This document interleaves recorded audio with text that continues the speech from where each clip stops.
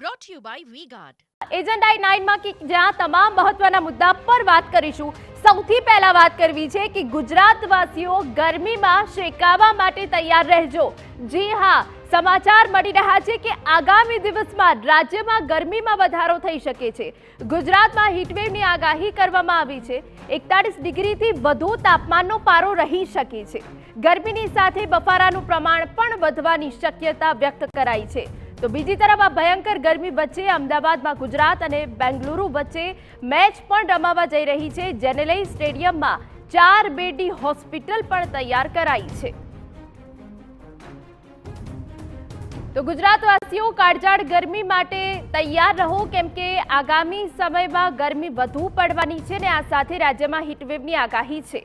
અમુક શહેરોમાં તાપમાનનો પારો 40 ડિગ્રીની આસપાસ રહી શકે છે। 41 ડિગ્રીથી પણ વધુ તાપમાનનો પારો જઈ શકે છે।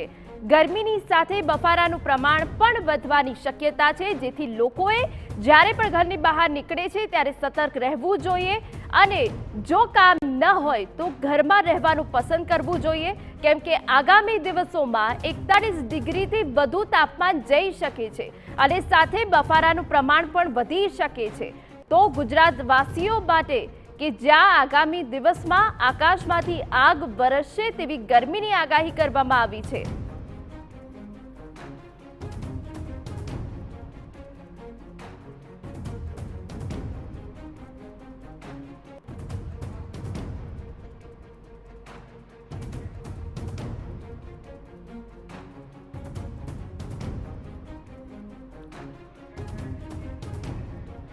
Brought to you by V-Guard.